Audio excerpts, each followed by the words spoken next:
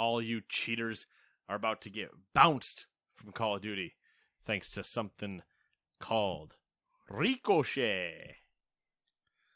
Maybe. We'll see. Yeah, we'll see. Let's We'll be see. honest. We'll see. We will see. Hey, this Hey. is the Gamers 2 podcast. Hey, good job. Your weekly roundup of news and commentary related to the video game industry and anything else that might pique our interest. There. There's a lot of stuff in this week, but it's We put music in.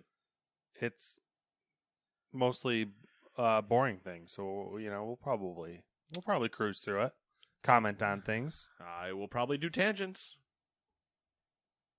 Tangents. But in the meantime, before we get there, do you want to hear about other things?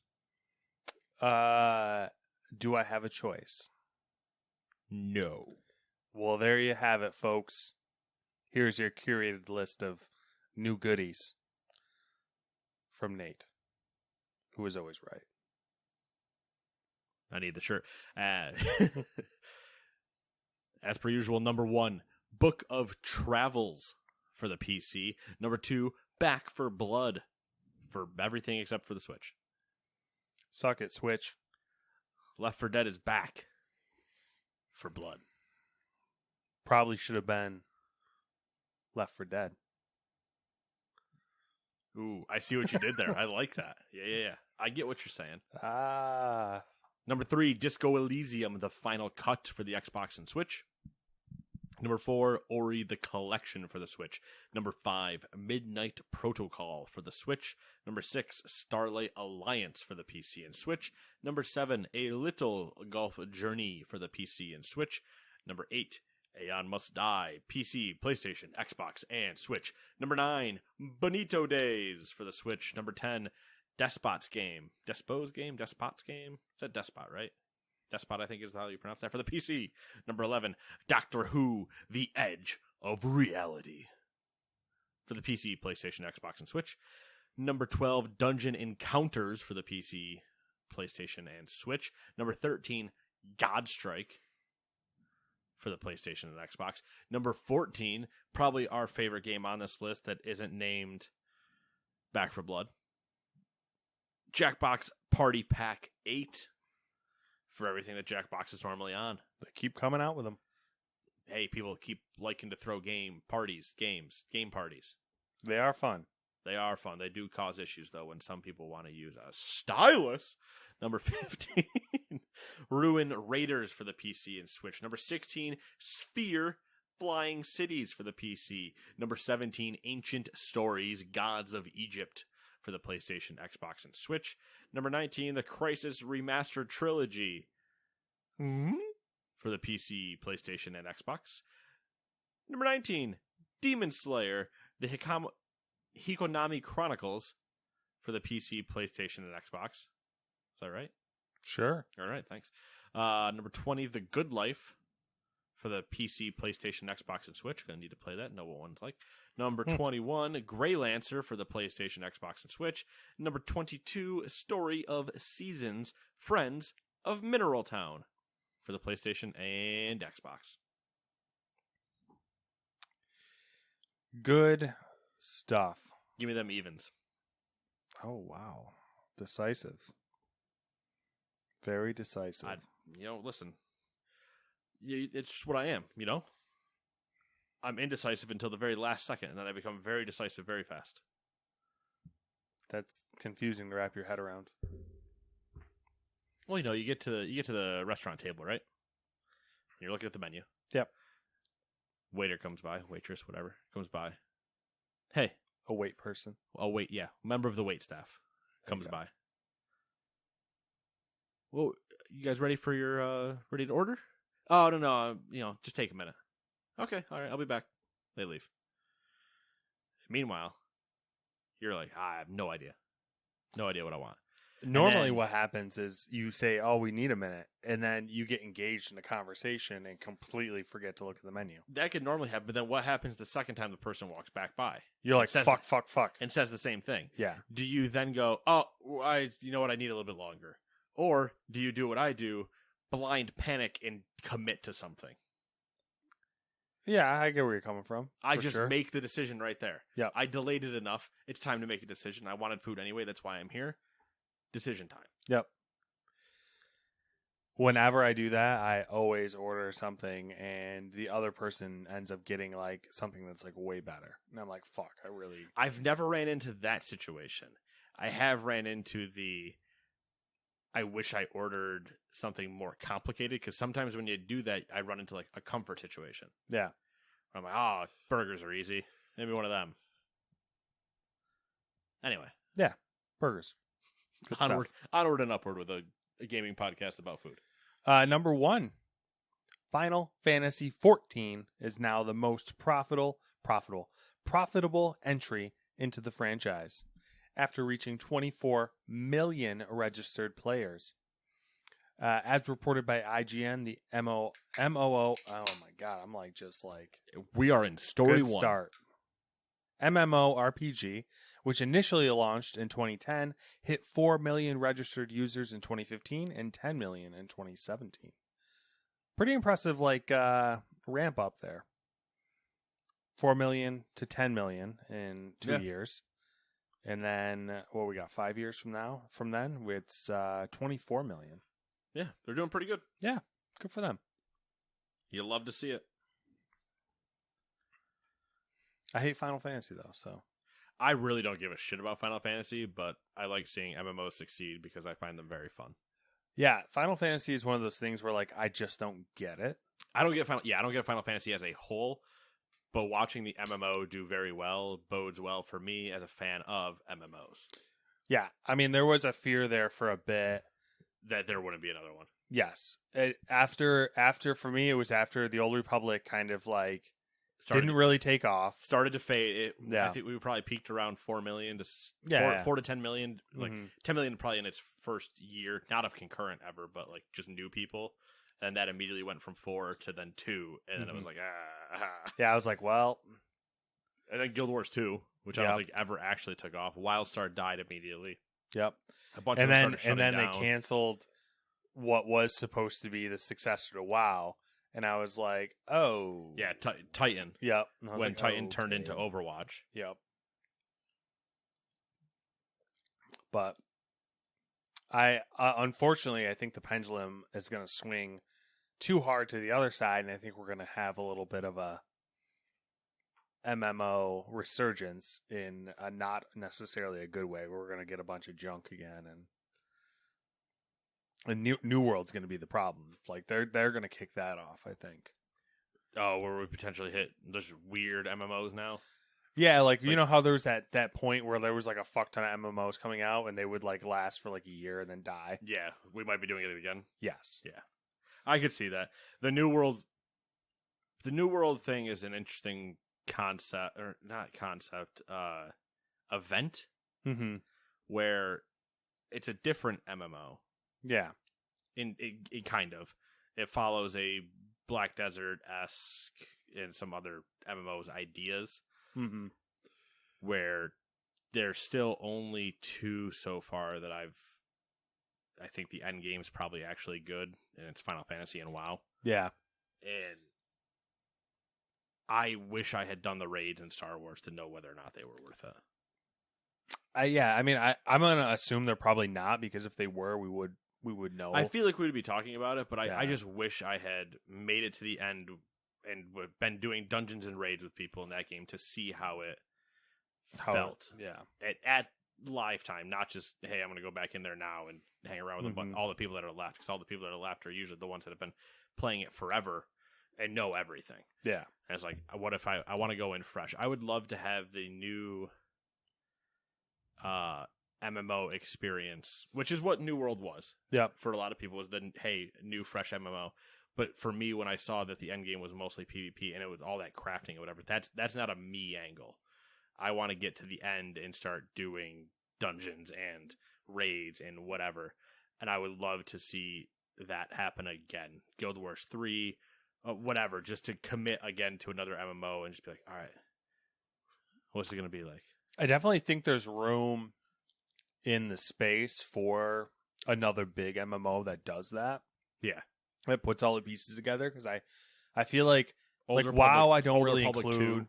because like WoW is so old and pre-existing. Like the odds of that like changing significantly is slim. Yeah, no, I wouldn't. Unless there was a WoW 2, I don't see that happening. Yeah. Whereas like I think there's an opportunity for a new MMO to come in and really put all the pieces together from like what we've learned from modern gaming. Yeah. Like what WoW has done combined with like, you know, like Destiny's raids and Final Fantasy and like everyone that even the Old Republic, like all these games that have done something slightly different.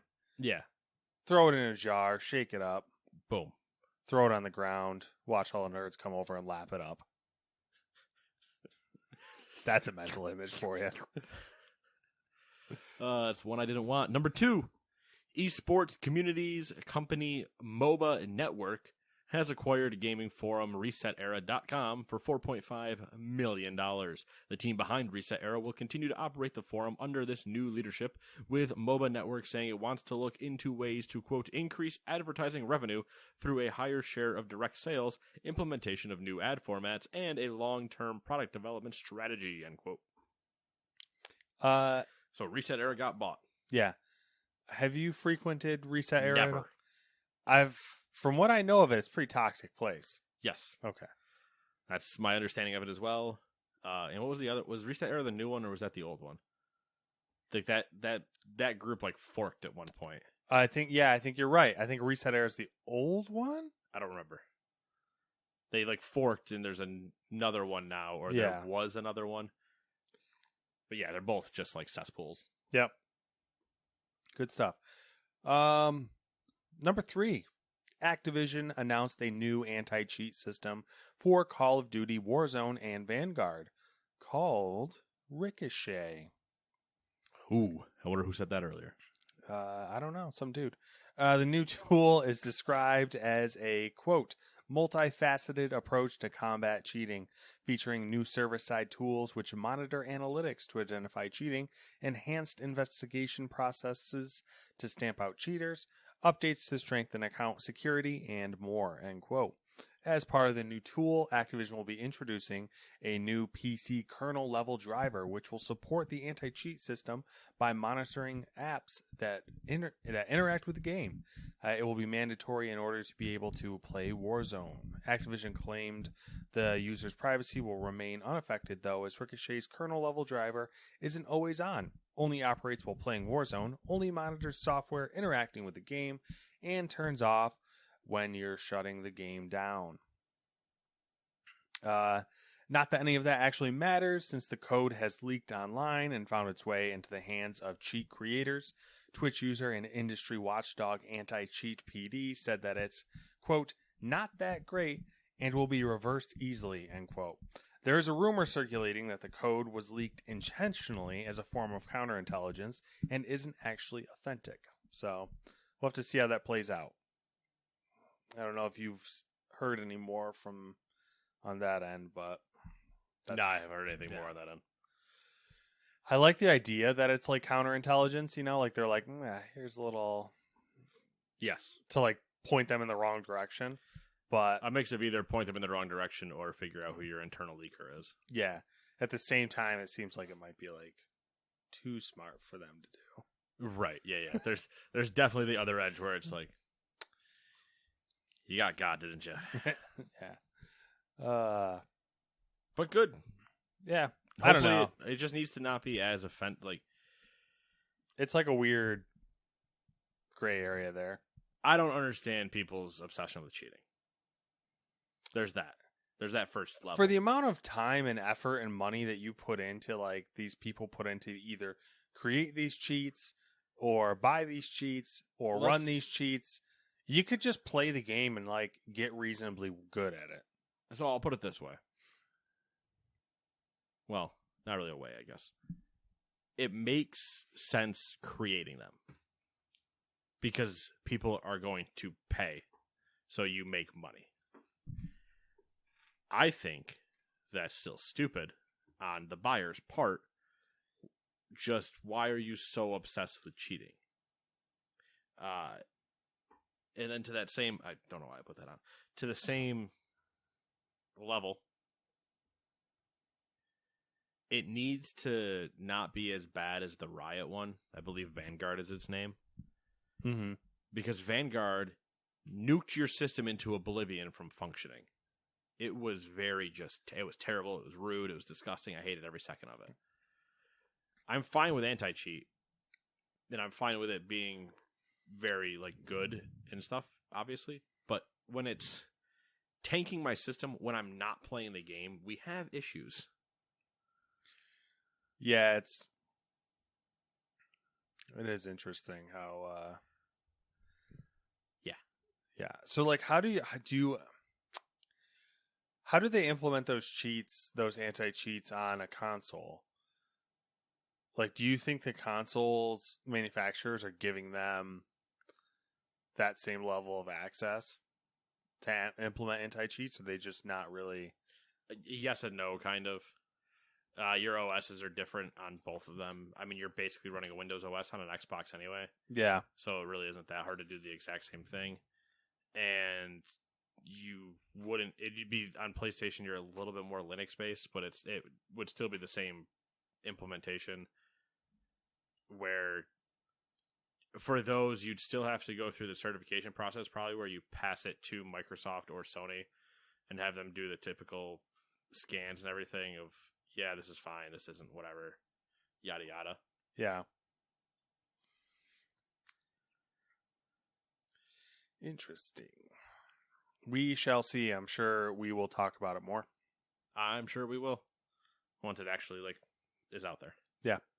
Number 4, it all makes sense now. According to the New York Times, quote, FIFA is seeking more than double what it currently receives from EA Sports. According to people with knowledge of the talks, a figure that would increase its payout from the series to more than $1 billion for each 4-year World Cup cycle, end quote. There's also disagreement between the companies on what the new deal should cover. FIFA, for example, would like to keep EA's exclusivity on a smaller scale so it can pursue new opportunities for revenue, said the Times. EA Sports, however, argues that it should be able to explore other business ventures with the FIFA video game brands, such as NFTs. Oh, goddamn it. The current deal between EA and FIFA doesn't expire until the end of 2022. Hey, corporate licensing fight. Yeah, it's pretty disgusting. Just feels dirty. Yeah. I really don't have a good opinion. I guess the best question for gamers is how would you feel, which we talked about last week.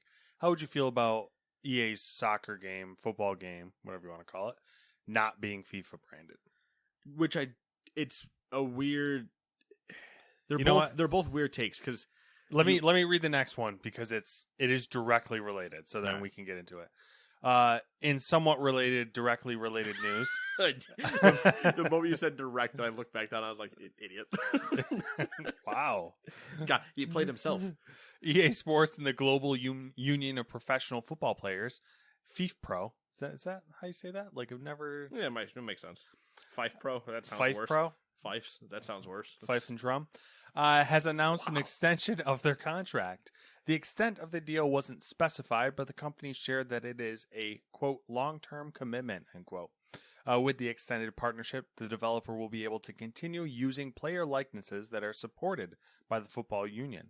In addition to the use of professionals, EA will have the continued use of various leagues such as the UEFA Champions League, Premier League, and La Liga, whatever. Yeah. Yeah. La Liga Santander. Okay, there you go. Stupid Europeans. Fucking kangaroos. Exactly. Yeah, so, I mean, with this, it's interesting between the two. Yeah. So you're saying you have two separate deals for exclusivity, where FIFA owns part, and then, whatever. Yeah. The players own the other part, which makes sense. The players should own the other thing, and yada yada. But if you just named it EA Sports Football and still had all the likenesses and everything, who cares? Yeah, who cares? Because you still have the leagues. You still have the player likenesses. Yeah. The only question then is, do you not have the teams? You have the leagues, but can you not have the teams? So you have to do a Manchester Red, Manchester Blue type thing. Which would be weird if you had the players, had the leagues, but the teams didn't were owned have by the FIFA. teams, Yeah. and then you couldn't probably use World Cup either. No, probably not. So like, what a fucking It's chop such- job. Yeah, but then even then with the exclusivity deal where they're talking, FIFA, for example, would like to keep their exclusivity on a smaller scale, but make more money from them. Yep. Which is Which there was a story that dropped today that I didn't feel like included, but they basically FIFA came out and said we want to be able to work with more companies and come out with more games. Was basically they just straight out said it. Which that's fine, but it's a weird thing that you'd say that and then immediately say, but no, you're also going to give us double the money. Yeah, because they came out with a statement basically saying that they feel like the future for FIFA, in football, is very bright. Yeah, because I'm also sure that FIFA would love to slap itself in with Football Manager. I would almost put money on it that they would love to do that. Oh, I'm sure. Put the licensing on both, and Mm-hmm. that's just one example of an already existing game that makes sense. But you can't then go to EA and go, hey, so you're not the only one, but also still give us twice as much money. Like that just... I mean, I'm fine with it because EA makes hand over fist money, but at the same time, it's like that's just a really weird request. I think what FIFA wants is they want to be able to make more different types, be associated with more different types of games like Football Manager, probably a bunch of mobile shit. Yeah, but they also want FIFA Ultimate Team money. So, I think that's part of it too. Which this is the other kick too. So. The other thing, EA Sports, however, argues that it should be able to explore other business ventures with a FIFA video game brand, such as NFTs.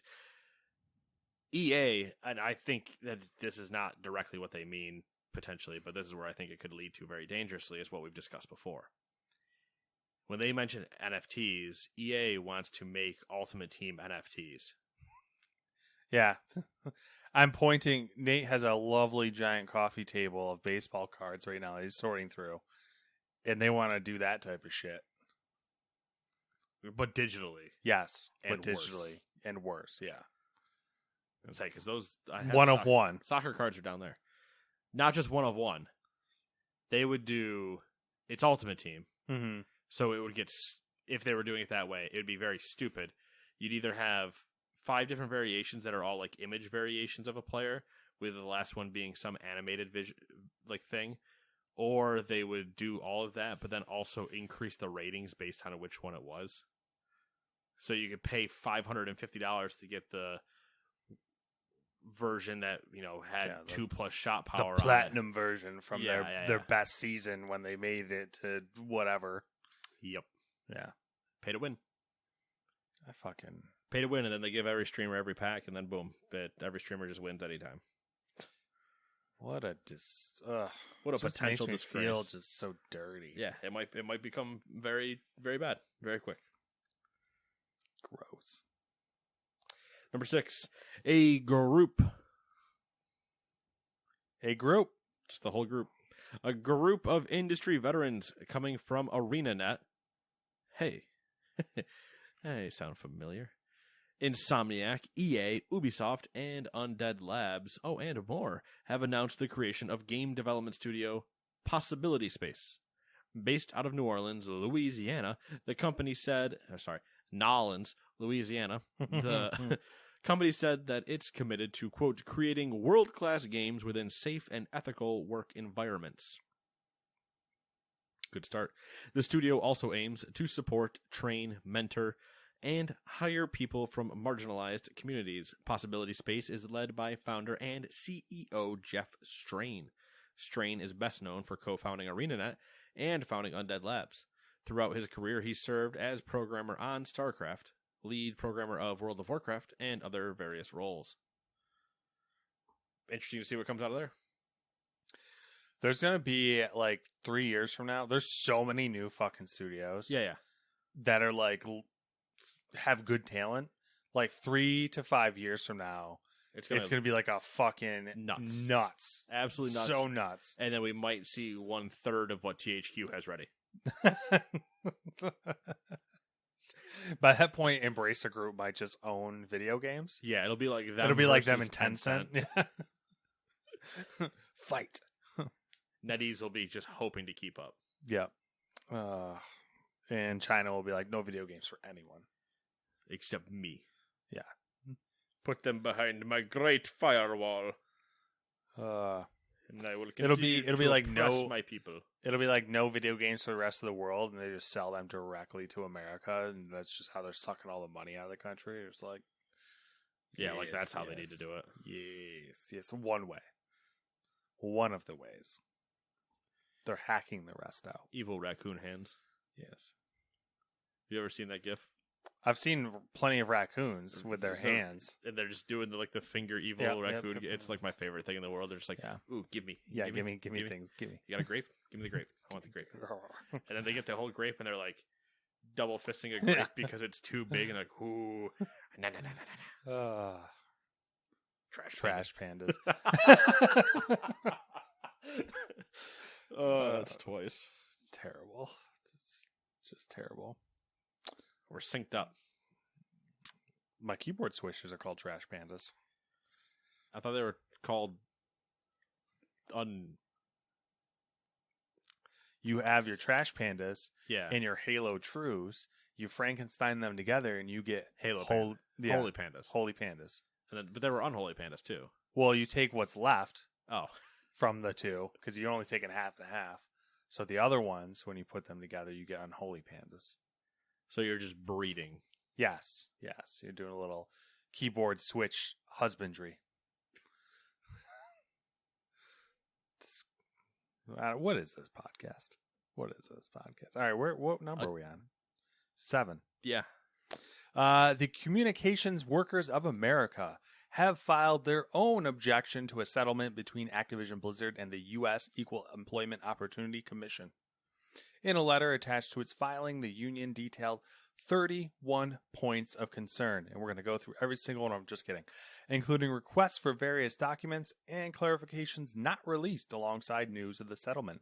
For example, it requests more explanation as to how the EEOC determines who counts as an eligible claimant, and asks why the settlement was not made in coordination with the California Department of Fair Employment and Housing, which has also filed a suit against the publisher. The plot thickens. Yeah, no one was going to be happy that they tried to make a settlement. No one. Because now it is pitchfork time. It is. Burn them at the stake. They are witches. And it's going to be thickened further with a little cornstarch. Or flour. Whatever you choose. I mean, use either one. Yeah. Flour's a little bit more annoying to use. Yeah. In my experience. You know what? I'll be completely honest with you. I can't seem to have consistent luck with either one of them. It's all about the heat. Yeah, it's heat and anytime movement. you're like, dude, story of my life. Anytime you're trying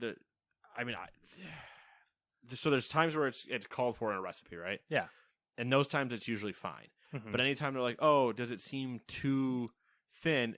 Just add a little bit to thicken it. And I'm like, what's that mean? Fuck. How do I do this? And the next thing you know, you end up with this just like, I don't even know. Yeah, you might get like a dough. You might get like just this lumpy thing. You might it just might not work. You just have me sitting there staring at it like, yeah, I don't know. And then I end up looking like the Salt Bay guy. Mm-hmm. Just a little bit there. Did I do anything? No? All right, a little bit more. Like, you're not going to get anywhere doing that. Just put it in. And then I scoop it in and I'm like, nah, too much. Exactly. Number 8. New information pertaining to a settlement between... You're right. Okay, all right. Yep. That was the whole, like, it's going to get the... Oh, we're doing more. Yeah. Gotcha. Between Activision Blizzard and EEOC has I'm not reading that whole name again. Has unveiled potential ethical violations that may impact the wider lawsuit. A document filed last week by EEOC has, as spotted by PC Gamer, points out that 2 leading lawyers on the suit filed by the Department for Employment and Housing in California also previously worked for the EEOC and specifically investigated Activision Blizzard prior to the $18 million settlement made last week between the two parties to resolve charges of discrimination. If this is proven to be true, it is a conflict of interest, a violation of attorney ethics, and a breach of the California rules of professional conduct, according to the filing. So, hey, we're not just pieces of shit. We're extra pieces of shit. What a mess, dude. This is great. It's one of those, hey, can we cover this up? Yeah, sure. Just here, 18 mil. All right, cool. Good talk. You think anybody's going to look at that? Nah. It's fine. It's fine. It's fine. Wow. I love it. Didn't we call this, though? I'm pretty sure on the podcast when this first came out, we're like, oh, I guarantee you they slipped him some money, and we're like, hey, help us cover this up. Oh, what, for the 18 million thing? Yeah. Yeah. We definitely said that they said, hey, cover this. And then we also I immediately said everyone's going to have gigantic problems with this. Oh, my God. We got to play lottery or something. Listen, I can only be right so often. It just turns out that often's quite a fucking lot. And never when you need it to be. No, it's never about anything good either. Yeah, it's never like... It's just me being able to clearly see how corporations are going to ruin everything. Yeah.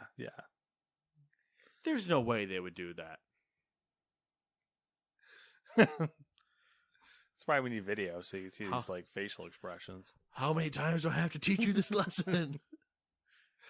I fight that at work sometimes. Just in dealing with some stupid people or whatever. Yeah. There's no way they're going to do that. You've explained it to them 7 times. There's no way they would think they would do that. Do you think they listened the first 7? Never do. Which is the other thing, I will always preach this.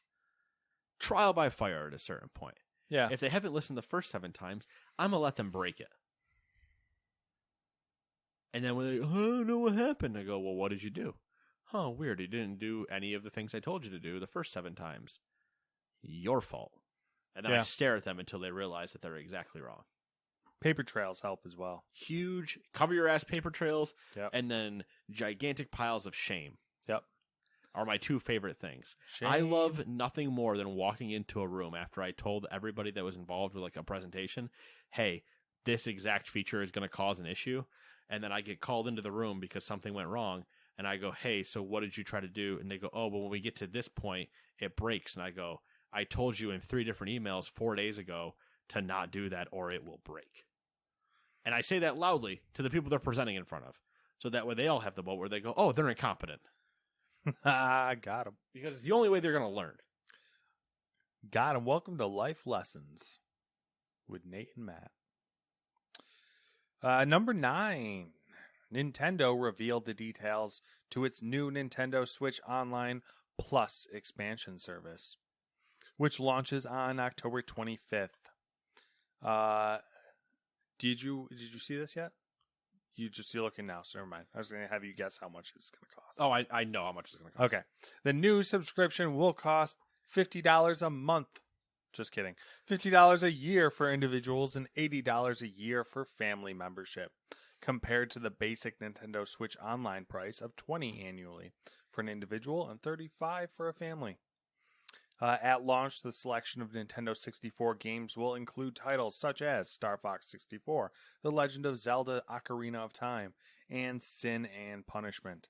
As for the Sega Genesis offerings, players will have access to titles such as Sonic the Hedgehog 2, Streets of Rage 2, and the Gunstar Heroes. Nintendo has said it will release additional titles for both platforms over time. Members will also have access to the Animal Crossing New Horizons Happy Home Paradise expansion DLC. The DLC will be available separately for $25. How do you feel about this? If we had cameras, you'd see my shocked face. Pikachu shocked face? No. Okay. It'd be the same face I carry every day. Just normal disappointment. So $20 a year for an individual. Normally. Normally. And then is it $50 on top of that? Or No, is it $50 period? Period. Okay. because the 20 service is inside the 50. Yeah. Okay. So here's my quick 2 cents to anybody that's freaking out about this. Are you ignorant? Any other online service, PlayStation 60 for a year? Yes, I think. Did they go up with game They're not prices? 50. It's definitely 60. I'm not sure if it went up to 70 though. And I think Xbox is 60 as well. So let's say it's 60. It's 60. That sounds right. Nintendo's usually $10 under, just in their life.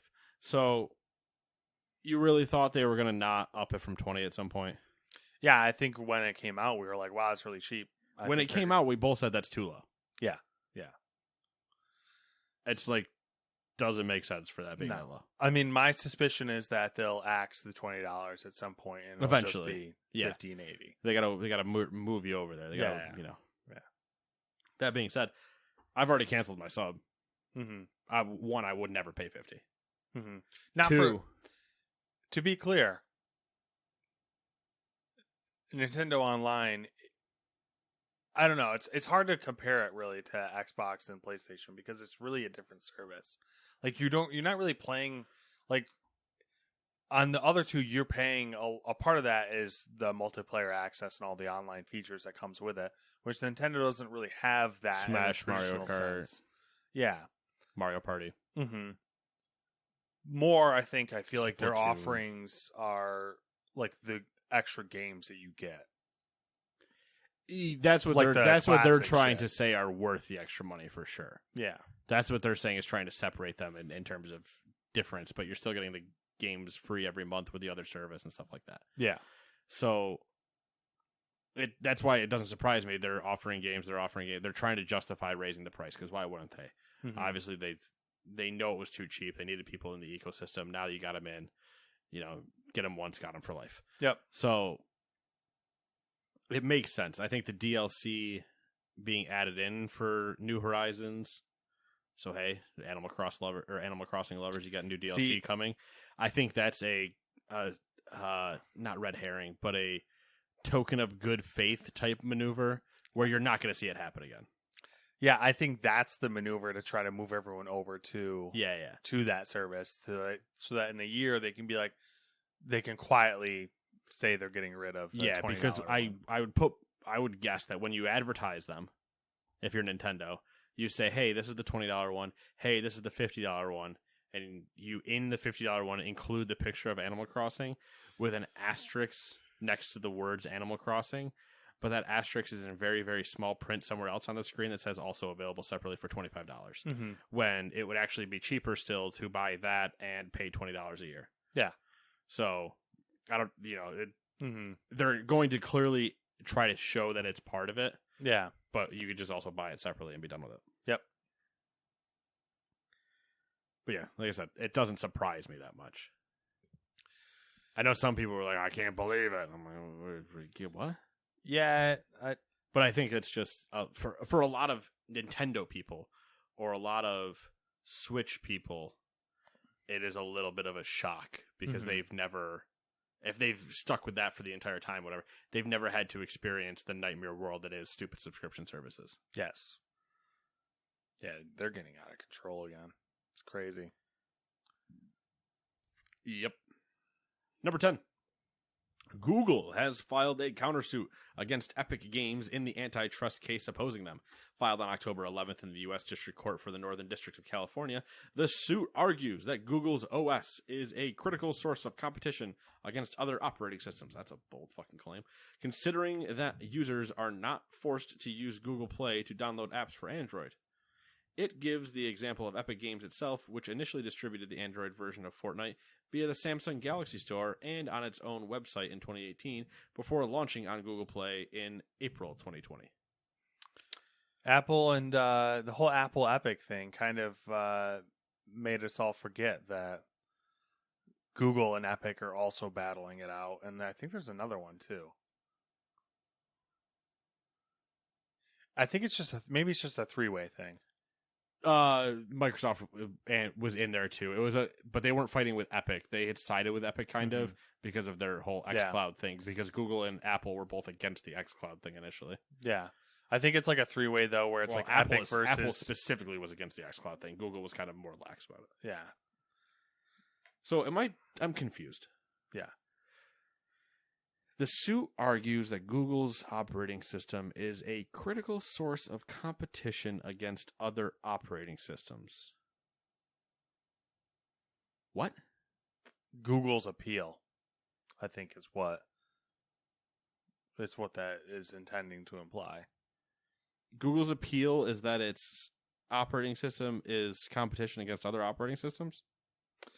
Yeah, because I think Epic was hitting Google with the same thing Epic was hitting Apple with, essentially, to where like antitrust, anti-competition. Oh, okay. I see what you're saying. Okay, explain like that. It makes more sense. Yeah. Yeah. I mean, that was kind of like it's been a long time, and it's almost more like Epic should have just shut up when they had the option of all the other app stores versus Epic is not taking their small victories. They want the whole cake. Yeah. Speaking of which, let me eat it. Apple has filed number 11. Apple has filed. They kind of go together a little bit, not really. Apple has filed an appeal against the judge's decision from this year's trial against Epic Games. Oh my God. Reuters reports the iPhone firm has asked the U.S. federal court to pause orders that require it to change its anti-steering practices. I never heard that before. On the App Store. Apple has claimed that enabling the change could cause harm to its own business and its consumers. I kind of felt this was coming, now that I'm thinking about it. It also claims it is working on solutions that would enable developers to inform users of external payment channels, but still collect commissions and protect them from scams. I kind of felt like this was going to happen to where Apple's going to be like, appeal it and be like, listen, if we do this, bad things are going to happen. Yes, because that's the guys that they like to put on, that they're the white knight. Yes. They very much, Apple is full of white knights. Here's where they immediately shoot themselves in their own foot. In my head. Okay. Let's do it. You're going to claim things are going to go bad and things are going to get scammed. But you have a closed ecosystem choosing on what you allow in and what you don't allow in by saying everything in our store is vetted. Yeah. So are you wrong or are you wrong? Which one are you wrong on? Are you letting everything in and not vetting it, which is why you're worried about scams? Or are you just lying because you want money? I think they are lying because they don't want... They want to fearmonger into money, which is... They don't want to let go of the control. Because they want money. Yes. Yeah. That's... And power. Money and power. Hookers and blow, money and power. Same thing. If you have one, you have the other. You know what I mean? You got hookers, you got blow, you got money, you got power. Hand in hand, Hand in hand. You got money in one hand and... Booty power in the other. Money in one hand, power in the other, and then like blow in one hand and hooker in the other. Single hooker, just in the hand. A hooker, a piece of hooker. yeah, a piece of a hooker in your hand. I don't know. Hooker, I barely know her. Yeah. That's always been my issue. Whenever Apple's like, we're trying to protect the people and not cause scams. I'm like, you have a closed store that you guys personally approve everything on anyway. Something about Apple and the way that they word arguments is so like irritating. Because it's the white knight simps of the internet writing everything. Yeah, they word everything in such a way to where we're the good guys and we're trying to do this for you. When it clearly is like, no, we're a mega corporation and we like money. Yeah. They very much, because do I want to say that? Ooh. I don't know. Because the audience they speak to are a bunch of fucking idiots. The audience that they talk to, for the most part, probably like 90% of their audience, is give me new shiny thing, I use it as a status symbol. Yeah. So then when they talk to those people, they very much like to do the not Robinhood King. I'm trying to think of You know what it is? who I'm thinking of. That's like Apple, like the traditional Apple fanboy, is the tech version of anti-vaxxers. hold on, I gotta Think jump. about I gotta that. jump through some hoops for a second. Think about it. The original Apple fanboy. Apple fanboys, like the people they're talking to, Oh, are the okay. tech version of anti-vaxxers.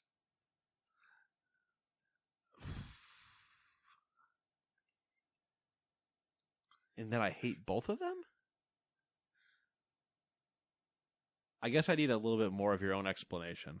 What is that funny joke like? They're going to do their own research? I don't know your fancy words, Magic Man, but I like how you say them. Oh, yeah. I mean, it's the typical, it's the same thing with the old Black Dynamite thing Yeah. when the guy's doing the congressman speech. Yep. And she's dropping all the actual points, and he's like, I'm going to spin this shit. And he just starts rhyming, and everybody loves it because it's put to a beat. Yes. Yeah. Hand in hand. They're the two-faced, they're putting everything, they're putting on a nice dog and pony show. Yeah. Propaganda. Yeah, exactly. They propaganda so hard So hard. that it's like, how do you? They cloned. But they're propaganding again to the right people, the people yeah, that yeah. just eat that shit up, and they're like, That's Apple, what I'm saying. Apple would never do anything bad to me. They love me. It's like, Yeah, no. You're a unit of dollars, and that's all. Goebbels? What was the Nazi that was all propaganda? Was it Goebbels? Oh, the Himmler. I was going to make a joke that they cloned him and he works at Apple now. But it's fine. I couldn't remember which one it was. I think it's Goebbels. It's not Himmler. That was the one I was like, is it Himmler or is it Goebbels? I don't know. It doesn't matter. One of the two. Sorry, we don't know our Nazis. Several white males just got really angry. Yeah. How dare you? That's your heritage. Yeah. I love history, except whenever somebody asks me what history I love, I spit World War II immediately. I saw that going around a lot. The lately. South will rise again. Okay. Jesus. Oh, get out. Fucking traitors. It will rise. It will rise again. Tweeted from my iPhone. Nailed it. Okay. Oh, I gotta go back to fucking my goat. We got some good Don't know. shorts in there somewhere we can I make. don't know why I just ripped into the South for having to pause having sex with its goat for tweeting. I don't The know. South will rise again from an iPhone. This whole But the thing mental was, the mental image of that is so. I mean, good. we compared Apple fanboys to anti-vaxxers. Well, you say we. We listen. This is a team effort, motherfucker. If I go down, you're going down with me. What else did we do? I just said I hate both of them. Apple fanboys and anti-vaxxers. Yeah, that's fair. They're both scourges on this earth. That's fair. I like my iPhone though. Look, I didn't say you can't like it. I just said if you sit here and try to defend them like a fanboy, I'm going to punt you through that window. That's fair. I mean, I will argue that If you show up and if you, I will argue the lightning cable versus USB-C thing, but that's just we like can argue that. I'm fine that's just a arguing moral thing for me. that. If anything, if you show up in a white knight costume, at least I'd understand. I don't follow, but I don't know. It'd be partially racist if you just showed up in a fully white knight costume, probably. But Eh. up here, you might be celebrated. I don't know. Not wrong.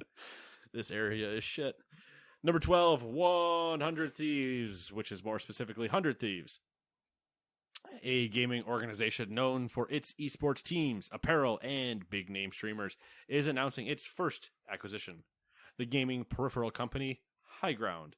If you aren't familiar, which I'm not, High Ground makes what might be best described as designer gaming peripherals. It releases its products in limited drops and claims that every one of them has sold out. Hey, I claim that too when I drop 3 of them and they all get bought. Yes. Artificial scarcity. Yeah, I thought this was interesting because there's a YouTuber / streamer that I watch every once in a while, and he follow me on this one. He Here we go. he builds keyboards. Okay. For people. He's like that's like his thing. He Yeah, does. I mean, And he designs keycaps and stuff like that. acrylics, Well, acrylics, like as in the like custom keys. not he. I don't think he's ever done like the artisan keycaps. Okay. He has keycap sets. So like the Mm. keycap set I got for my keyboard was one that he designed. Gotcha. And it's not something he does often. I think he's only done it a couple times, but he basically builds keyboards and streams. And he was at 100 Thieves recently, and I thought that was kind of weird. Yeah, But- you know, they're all out there doing their Yeah, thing. They all know each other. yeah, they're all jerking each other off, Well, or like whatever,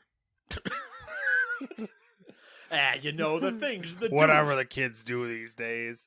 It's the 3 shells technique. How does it work?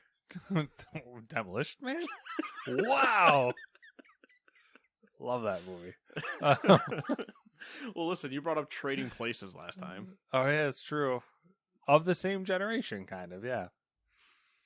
Demolition Man. That's a good movie. If you've never seen Demolition Man, it's like your classic popcorn film. Oh, I mean, there's so many of them from that era, though. Oh yeah, but it's got Sandra Bullock in it when she's That's like true. peak Sandra Bullock. You watch Lawnmower Man. What's that? Lawnmower Man? I've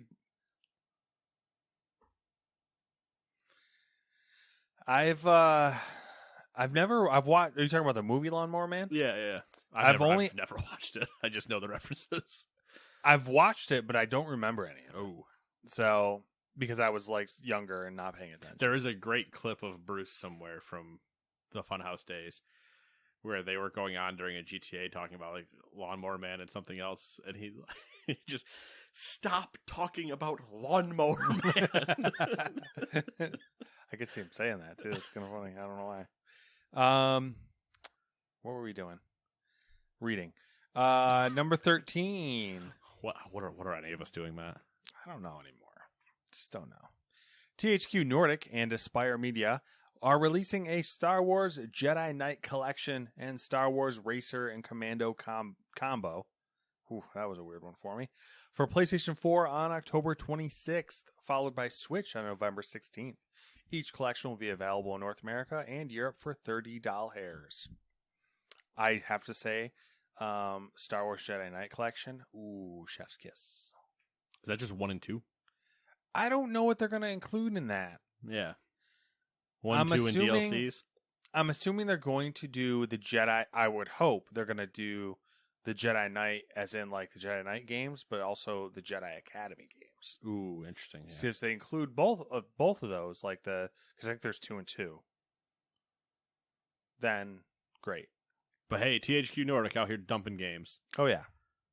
And I like how Aspire has become like the new Star Wars developer. Yes. Like they're Well, just like The kind of. Bring Things Back from the Dead developer. Yeah. Where's my Empire at War remake? I would be about that. Dude, so would I. That'd be good shit. Yeah. They'll do it. This is my call to action. THQ Nordic, find one of your 75,000 studios to make a brand new 4K beautiful Empire at War game. So the problem is the first thing any developer or studio or whatever would do if they looked at Empire at War as a remake, they'd be like, ooh, mobile game. I will end their entire studio. Make it as a true Rome Total War / Civ style humankind RTS game. Keep all the same stuff, but I need you to skin it into 4K and give me some like new mechanics and stuff. So that Empire at War and like the RTS, game, that game style would work perfectly with the new Star Wars High Republic push they're doing. Yes. It would be, and we've seen the custom add-ons that people have done. Mm. I can't remember there's like a name of the complete set. You know what I'm talking about? Yeah. It's Empire at War something Mm-hmm. is the community supported and done one or whatever. Yep. Where they added more ships and more units and everything because you had a bunch of Star Wars nerds that went, well, we can do the whole universe and threw it all in.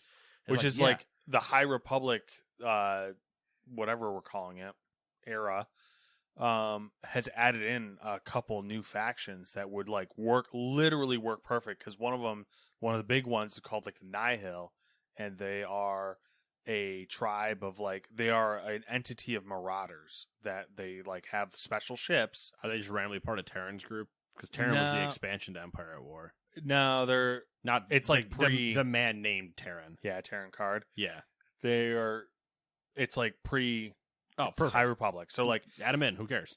they have like all these like storm chaser ships and shit like that. It's like literally the perfect match. Yeah. The fact that it doesn't exist. THQ Nordic, 75,000 studios you have underneath you. Give me a beautiful 4K rendition, and I will give you money. Money. Number 14, Battlefield 2042 has shown off its third multiplayer mode titled Hazard Zone. It looks similar to The Division's My Tablet Went Dark. Dark Zone. See what I did there? Got him. Which seems to be all the rage right now. You collect data drives as a team of 4 and then try to survive till extraction. Matches on current gen, that is to say, old gen? No, man. Current gen. Current gen will be limited to 32. Trying to remember. But that is 32, so that is 8 teams. So it makes sense when you think about it like that. I think Because 8 teams is a lot to have to manage. Like, not player count-wise, but for if you were a player in there and you're like, oh, I have to worry about 28 other people. yeah, I think previous gen it's like 24. Sure, I don't care about them. So They're just throwing old. it out there. They're old news, Matt. We moved on, man. Yeah. We're on the new consoles, man. Yeah, fuck those losers.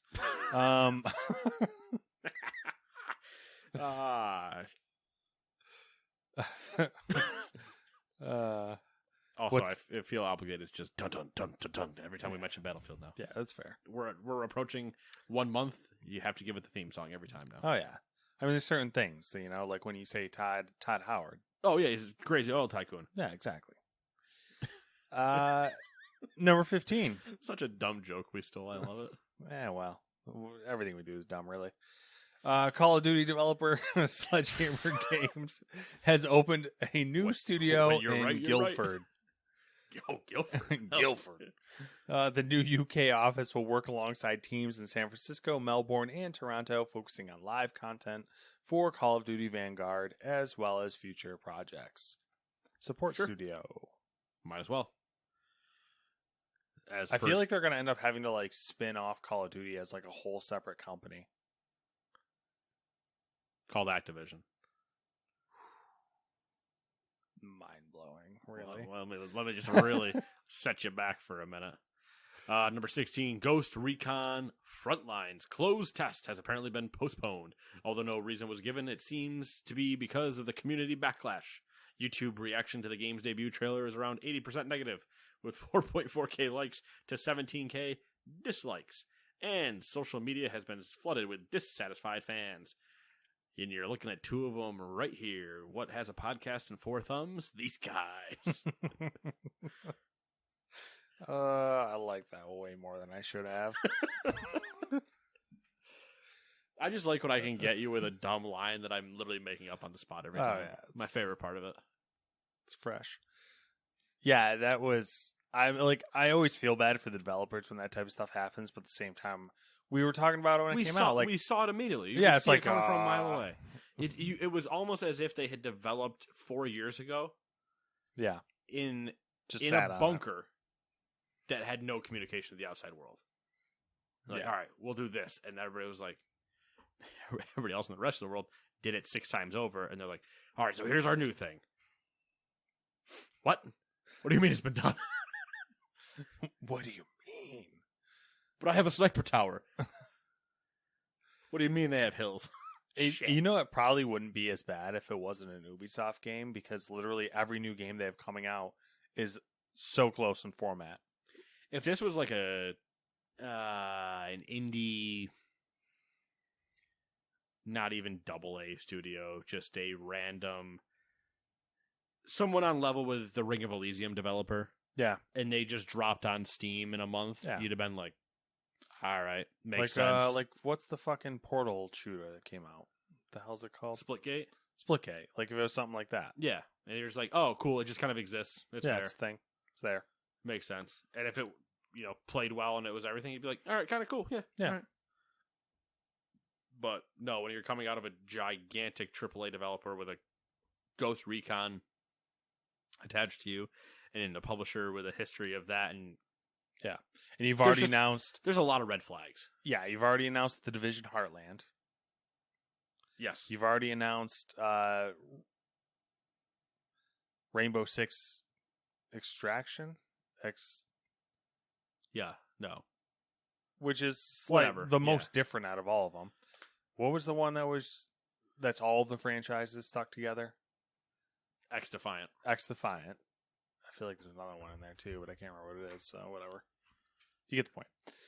There's a lot of things that were similar, is the point. Yep. All right. But again, it's like one of those red flag tweets. I don't know if you've been seeing those around. I have not. It's basically somebody usually either putting a comment or a quote, like a quote tweet from somebody, and then just putting 30 of the red flag emojis, saying like, ha ha ha, this is a red flag. Yeah, I get what you're saying, yeah. He uses, I'm trying to think of something, is a Red Sox fan, and it's just a bunch of red flags. Yeah. Like, oh yeah, no, clearly I wouldn't want to date him, bunch of red flags, ha ha ha. Has a lifted truck, oh, red flag, red flag, red flag, like, ha ha ha. But then, like, this thinks Frontlines is a good game, red flag, red flag. Yeah. All right, now for our short shit. That's me trying to keep up with the youth, by the way. Yeah.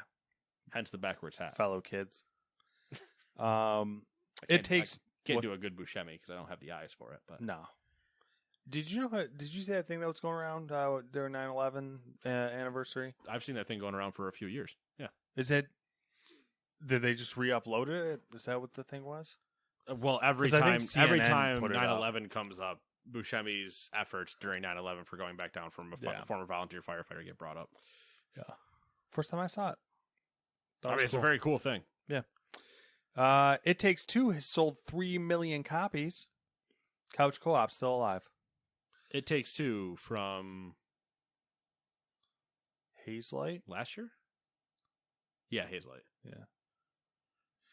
From Joseph Fares, my man who hates the Oscars. Yeah, he does hate those Oscars.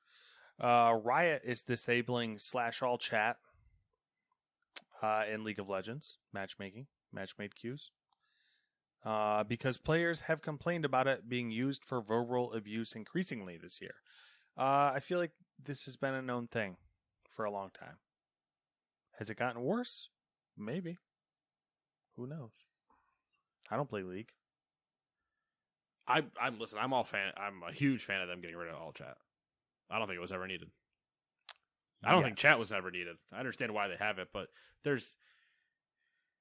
they waited too long, is my opinion. Yeah, they're toxic as shit. It's Riot. They always wait too long to or not at all. Yeah. Whole laundry list. I'm more surprised it's even happening. Yeah. Epic Games did another surprising thing right here. Epic Games credited Among Us developer Innersloth as the inspiration behind Fortnite's Imposters mode. The acknowledgement was part of a blog post detailing updates to the Battle Royale game. Yeah, we all knew it was. And I love how they're just they inspired us, and that's all they say. Yeah, we copied the map. Yeah. Fucking twats. Give them some money. G4 TV is returning November 16th on TV. They're back on YouTube. They are coming back to TV. With Attack of the Show, X-Play, and more. Think this is a bad move, personally, because they've been actually pretty successful on YouTube. So I think this is a bad move. I've always said TV is the wrong move for this, but yeah. Hey, they're going to do what they're going to do. Yeah.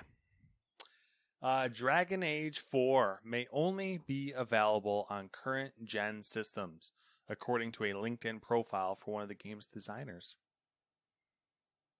Feelings? Thoughts? Say it again. Dragon Age 4 is probably only coming out on current-gen consoles. First off, good. Yes. Second off, we ain't seen shit. Yeah, same. Not happy about that. Valve is... I'm kind of okay with it, let's be honest. Yeah, that's true. That's a good point. I'm be honest, because you know what's going to happen. We already know what happened. We saw 2 screenshots and people went, oh my god, it looks so amazing. And it's like, hey, you saw nothing. So is all right. BioWare, is Dragon Age 4 the next thing that they're going to come out with? Right? Or Yes. Yeah. Yeah, BioWare proper would be the next thing. Would be Dragon Age. Mass Effect's It a should be. while. Yeah, it should be after that. Yeah. Oh. Anthem 2 is not getting done, and they don't even run Star Wars anymore. It's BioWare Austin that does Star Wars, or They kicked it over to the MMO studio, I think. Yeah, Yeah. So okay. Which is the only good one? Which is the best part about that. yeah. You want to go do raids in Star Wars?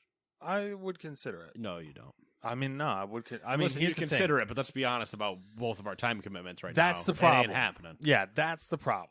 Is the willingness there? Yes. Do I have the manpower and resources to launch that type of campaign? Absolutely not. No, that's true. That's true. Unless we Um, both quit our jobs and do it tomorrow. exactly. Our jobs I mean, I become- do have a boatload of time off. Our so- jobs become Twitch streaming, us trying to figure out how to raid in Star Wars: The Old Republic. Yeah. For all of 2 viewers. Yeah. One on your channel and one on mine. It'd probably be my dog watching. Valve, It would be my monitor open on the second screen to make sure things weren't wrong. Valve is not allowing on blockchain. literally that screen, I'll put my webcam up, but also be streaming myself to that TV to nobody. Yeah, get a little inception going on there. Yeah. Valve is not allowing blockchain-based games or those featuring NFTs on Steam. That's it. That's all I got. Yeah, I saw that and I was like, okay, I don't whatever. Yeah, it's just the Valve thing. The developer mentioned it because like one of their games incorporates something like that's related to those. And the going theory, and their theory as well, was that Valve was worried about gambling lawsuits and stuff, so they just nixed it. Makes sense. Yeah. And that's it for this week's news, unless there's anything else you can think of for news. I got a whole lot of nothing. Yeah. New games. Plan new games. 7 days, what you been up to? Let's see here. PGA Tour 2K21, since it was free on PlayStation Plus, and some coworkers want to get in on it, so we got a little coworker. How are you enjoying it? Outside of, regardless of them. It's a golf game. I like it. I think if you have played any golf game in the past, I don't know, fucking 10 years, you'll know exactly what it is and how to play it. It's a good first golf game for like for restarting a franchise. Like a golf franchise. I don't think there was a PGA 2K20, was there? Because it was just the golf club. Yeah, I mean it's a little barren as far as like if you're just looking to play golf and that's it, awesome. If you're looking for anything more than that, as far as like making your character look pretty or like a huge assortment of golf clubs, it ain't got any of that. It's got a course creator, which seems to be a lot of stuff on there, so you can go ham. I would love to build you guys a course to have to play on. That would be funny. We are, I think, planning on dipping into some of the community created courses because some of them are just obviously wild. So, Yeah, they're basically going to be mini golf courses. yeah. But I'm gonna put a I've been windmill in the middle of enjoying the it. fairway. Just a giant windmill. Yeah, I've been enjoying it for the most part. I mean, I think there is some weird like not janky, but I don't know. I feel like there's some weird physics shits that happen sometimes. Typical stick flick shooting. Yeah, it is like if you've played a golf game in the past, it's exactly As long as it wasn't an arcade one, because like Yes. the arcade ones are triple button presses usually. It even has the same putting with the lines from the EA yeah. Sports games Yep. and the Tiger Woods games. Yeah, which is typical of truly all golf games. Yep. It's basically the Tiger Woods golf games. Started Far Cry 6, haven't made it off the starter island that I've been told by experienced people. That'd be me. And haven't had a chance to play Hot Wheels or New World, which New World's probably just on the back burner until time is available. Hot Wheels might come back every once in a while. Other than that, Time is a construct. yeah, exactly. Other than that, looking forward to building a keyboard this weekend and setting up ambient lights on the TV, hopefully, and car shopping. Going out to Albany for some test drives. A little test drive. Who's buying a car now? Well, Samantha still needs a car, so Oh, I forgot about the tree. yeah, damn tree. Going Trees to a will do Ford that. dealership. Going to check out the new Maverick. Oh, interesting. Yeah. Did you get a Bronco? Also, funny you should say that. Testing it? The theory right now, because build times, it's all about building cars now. I don't know if you gotta order them. You can't like. Yeah. So For the most part, yeah. yeah. So the current plan is that we suspect they're not going to have what we want because we have a couple things that are like hard fast, like we need these or we're not getting it. Yeah, yeah. Heated seats is the big thing. Because Samantha's cold all the time. Yeah. For me, not a thing. Yeah, same. I'm almost like, do you have a cooling seat? Exactly. So Ford, you can build a car, order a car for a $500 deposit, and it's refundable. Oh, okay. So our current tactic is if we end up going that route, we will order a Maverick and a Bronco, and then whichever one shows up in a reasonable amount of time, we'll just refund the other one. Right. Because the dealership doesn't care because that's another car that they'll have on the lot that they can sell. Yeah, which either one of those is going to sell. Yeah, it's like a win-win for them. Yeah. So, but we'll see. We got a test drive. But what have you been up to? I know, man. They call it the usual around here. The huge. The huge, typical little bit of some MLB. MLB. It's got to be getting towards the end of its lifespan for you. Yeah, we're reaching there. Football Manager, Forza, everything comes out about mid-November, Mm-hmm. so it'll be a little bit strenuous into terms of how much baseball I can actually play. Yeah, you're going to have to keep reminding me of Forza because I'm going to keep forgetting. Oh, I'm gonna remind you of Forza because I'm gonna threaten to kick the shit out of you Yeah, in a race, and that'll be how we get there. Yeah, that'll require a little bit of prep, as you alluded to earlier. With Oh yeah, I'll probably be like, dude, Forza's next week, and as we know with 2-day, we can take care of what we need. The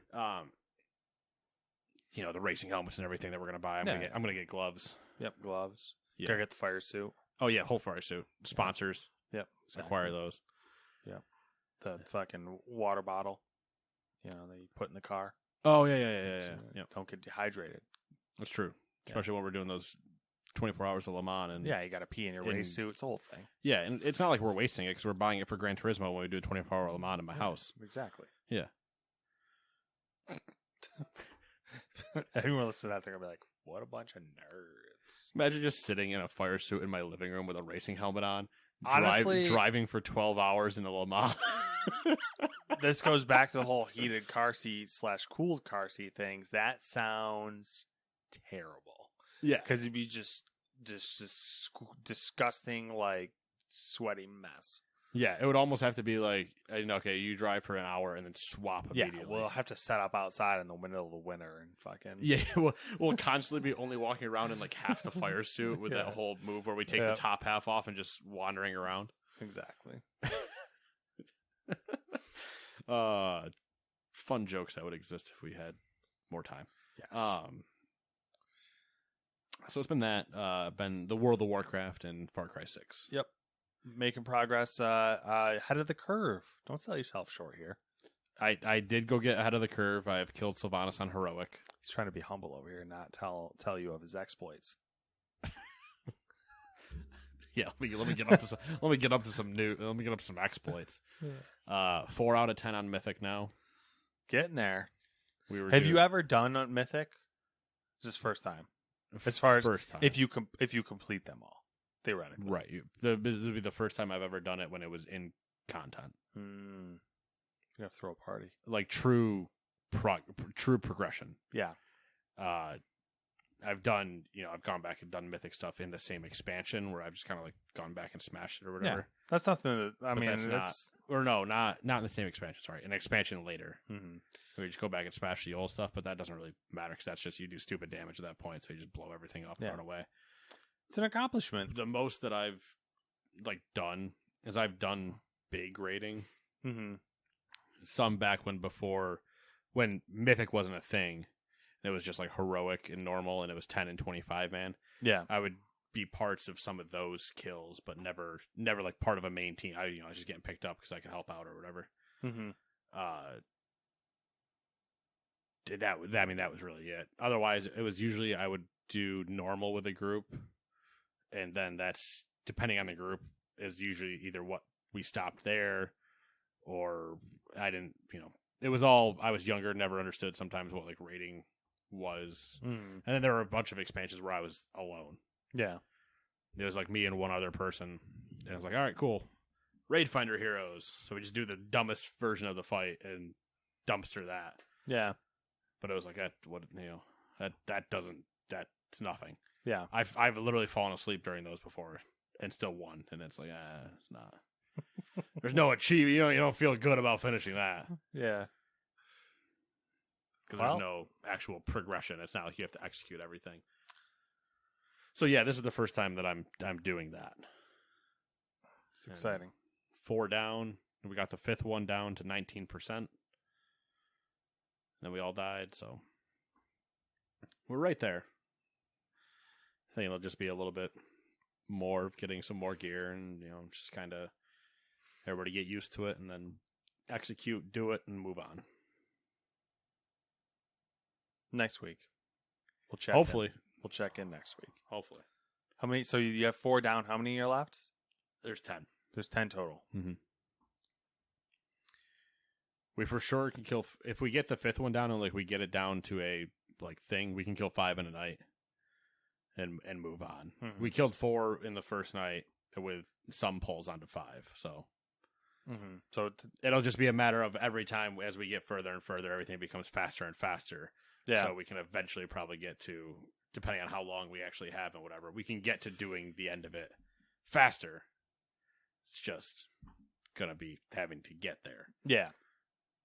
Yeah. Which I don't know how, I know how some of the other fights go after that, but I don't know how hard they will actually be for us after this one. Yeah. Some I don't think will actually be hard. Some I think will be hard. So I don't know. We'll see. We will see. And then, Far Cry. Hold on. I will tell you in a second.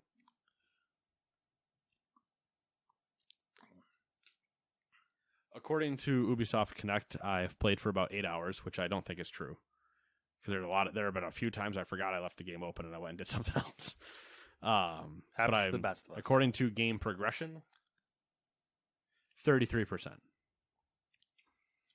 And I don't know what that entails. I don't know if that counts like collectibles or if that's just story missions.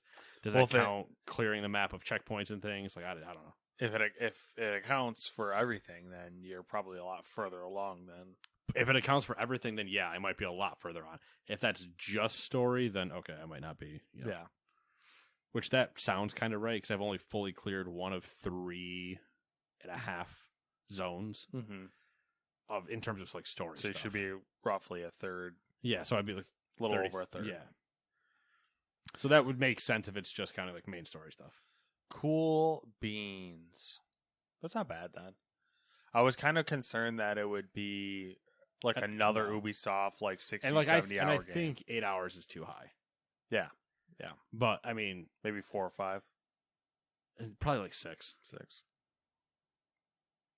Yeah, it's almost 8.5. It's probably like 6.5. It's probably just 2 hours to spare. But it's also different though for what you and I do.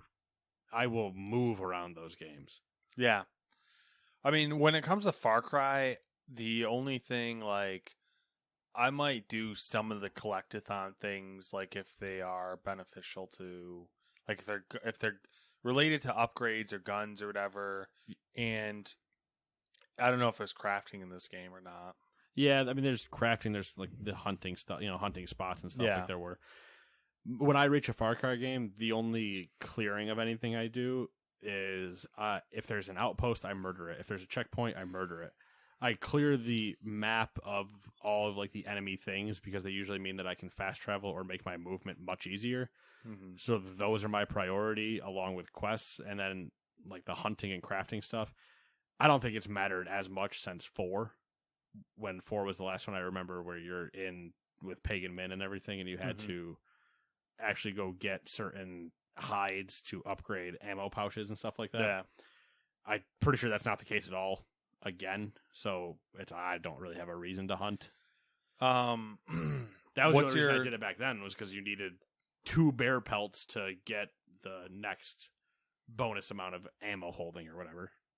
Are you playing the game the same way? What are you doing? Are you doing stealthy at all? Are you just kind of going run and gun? Depends on the feeling. Okay. So you're just kind of all over the place. If it's kind of like there's only a couple enemies here. I guess what I'm getting at is do you feel like it favors any sort of play style?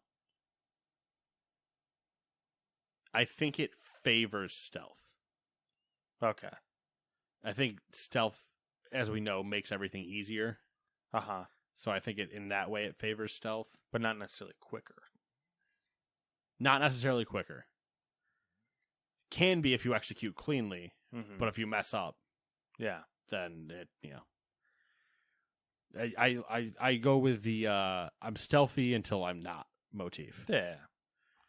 As much as I can. Moment somebody sees me though, I'll fire that rocket launcher off my back and we're going. It's go time. I have ran into quite a few issues with enemies spawning though. You know what? The first fucking that first little like uranium thing. Yeah. No, actually it was before that. It's the first time I met Juan. Yeah, I think the uranium one's actually fine because there's a defined number of enemies in the area. When I went to Juan, after he gets done talking, you obviously are getting ready to fight people.